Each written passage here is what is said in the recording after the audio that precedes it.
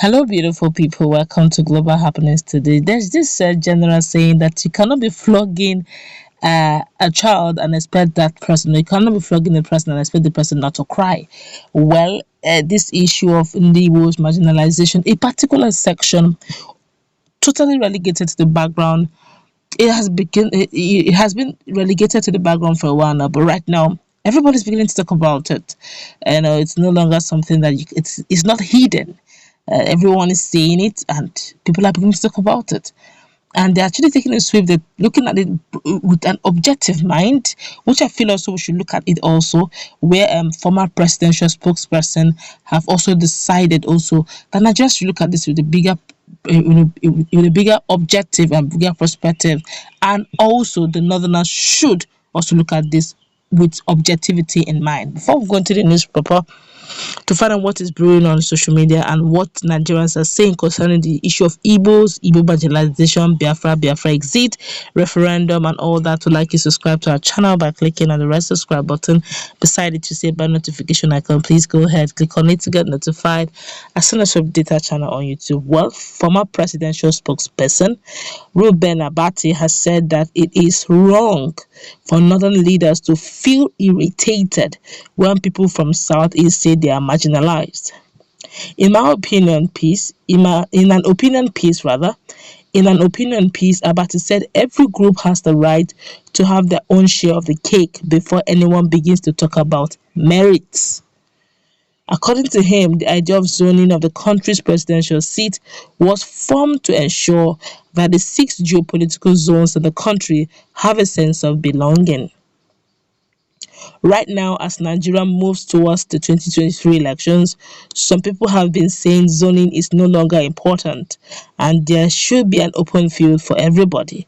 People have argued that zoning is not expressly stated in the 1999 Constitution, but it was a measure adopted by the People's Democratic Party in 1999 in order to ensure equity, justice, and a sense of ownership in the political representation process, he stated.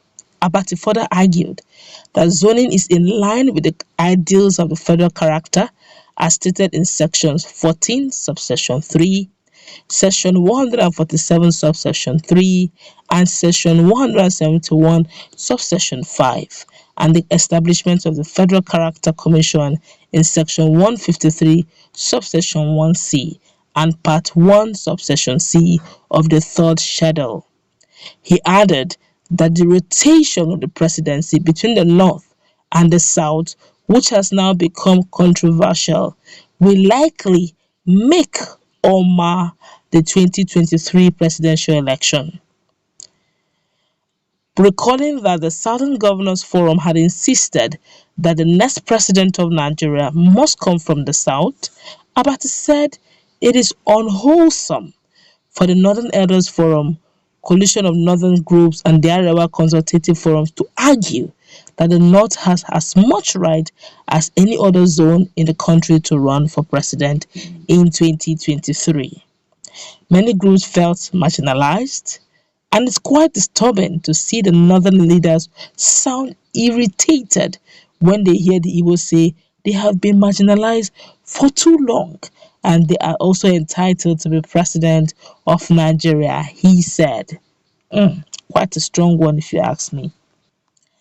Abati further said that the country would only move forward if it is established on a tripod of justice, equity, and inclusiveness. It's unfair to say the North has only spent 10 years since they returned to democracy in 1999. But the place to start calculating how power has been distributed is from 1960. And looking from this, the North has been in power for more than 41 years. Out of how many years? He opined. My God, 41 years. This thing, the North should even calm down. They should not even test it for the next 10 years. That thing will balance fine. If you want to go by that. Have you heard? While some of these journalists try to be as calm as can be and calculated in their analysis, but then again they're hitting the nail on the head. Some 2-3 weeks ago, Some other tribes took the plight of the Igbos personal. They said, look, let's leave sentiment that they're asking for Biafra exit, they're asking for actualization of Biafra. That one of the cardinal rules or one of the things that led to the issue of Biafra exit in the first place is the fact that they were relegated to the background at the beginning. So they felt maybe these guys don't need us anymore. Maybe we should just get our own control, can do things the way we want. Don't forget, if you want to look at practically those who behave like one Nigerian, it's actually the Igbos. They, when they go to places, they build structures. They don't build shanties, they build structures. They don't use wood to build.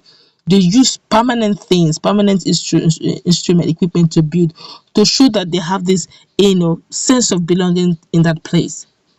In fact, they will always tell you that if an Igbo man is not in a particular community, don't go there, as the likelihood that you cannot survive there is very high. The other day, was not 2020 or 2021, Zulum celebrated the Igbo spare part dealers for staying through and staying with them despite the insurgencies and issue of insecurity going on in Borno.